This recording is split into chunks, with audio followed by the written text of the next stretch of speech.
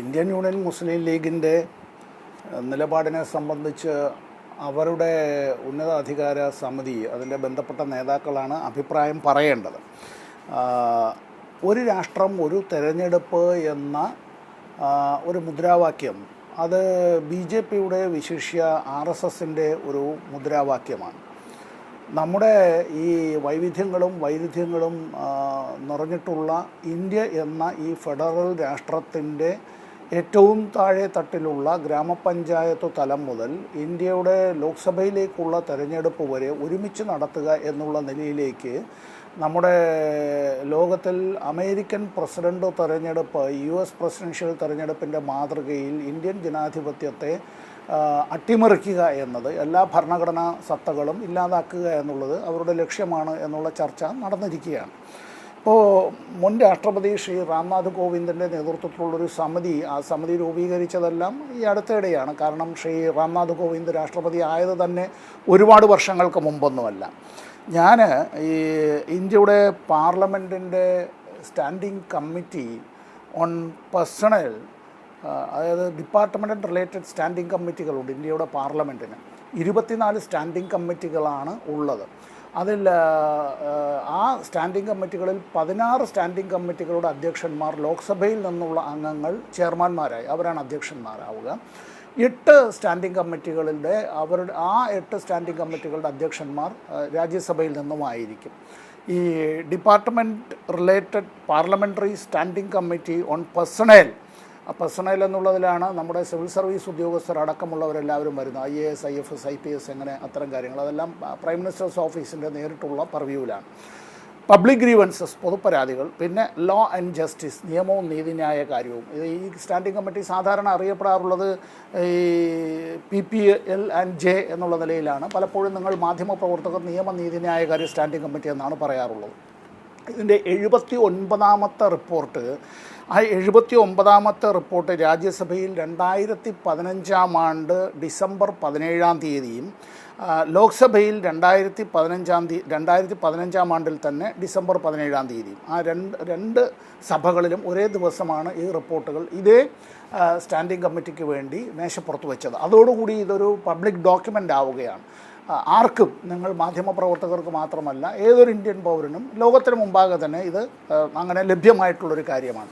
ഈ standing committee ഇത് രൂപീകരിച്ചത് 2014 തെരഞ്ഞെടുപ്പിന് ശേഷം. ആദ്യം ഈ കമ്മിറ്റി രൂപീകരിക്കുമ്പോൾ അതിൻ്റെ ചെയർമാൻ ഡോക്ടർ EM സുദർശന നാച്ചിയപ്പനായിരുന്നു.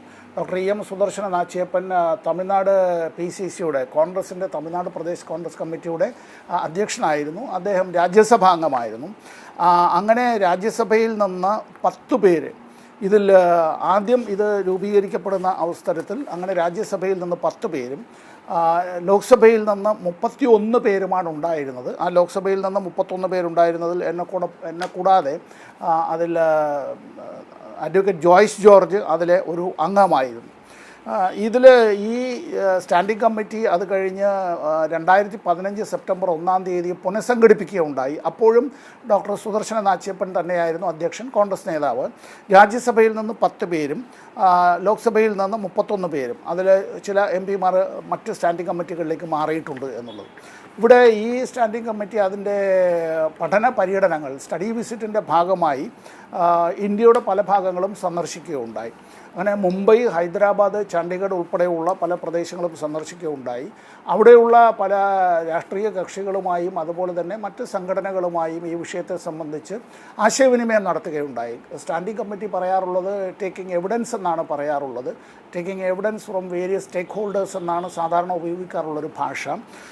പല സിറ്റിങ്ങുകളും പാർലമെൻറ്റ് മന്ദിരത്തിൽ തന്നെ സ്റ്റാൻഡിംഗ് കമ്മിറ്റിയുടെ മുറിയിൽ വെച്ച് ഡൽഹിയിൽ തന്നെ ചേരുകയുണ്ടായി.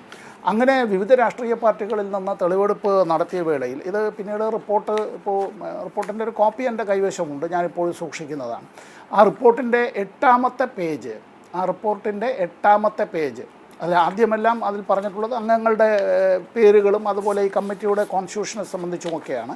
8ാമത്തെ പേജിൽ അതിലെ പാരഗ്രാഫ് 9(2) ഖണ്ഡിക 9(2) ഇങ്ങനെയാണ്. പാർലമെൻറ്റിൻ്റെ മേശപ്പുറത്ത് വെച്ച് രേഖയിൽ നിന്നാണ് ഞാനിത് വായിക്കുന്നത്. ഈ സ്റ്റാൻഡിംഗ് കമ്മിറ്റിയുടെ റിപ്പോർട്ടിൻ്റെ 79 റിപ്പോർട്ടിൻ്റെ 8ാമത്തെ പേജിൽ ഖണ്ഡിക 9.2 ഇങ്ങനെയാണ് പറഞ്ഞിട്ടുള്ളത്. The Indian union Muslim league ബ്രാക്കറ്റിൽ IUML has supported the idea of holding simultaneous elections in the country and has stated that it would lead to significant saving in time, energy, etc. in the country എന്നാണ്. അതായത് സമയവും ഊർജവും ധനവും ഉൾപ്പെടെ പല കാര്യങ്ങളും നമുക്ക് അത് ലാഭിക്കുന്നതിന് ഈ ഒരുമിച്ച് ഇത്തരത്തിൽ തിരഞ്ഞെടുപ്പുകൾ നടത്തിയാൽ സഹായകമാകും എന്ന് ഇന്ത്യൻ യൂണിയൻ മുസ്ലിം ലീഗ് അങ്ങനെ ഈ ആശയത്തെ പിന്തുണച്ചു എന്നുള്ള നിലയിലാണ്.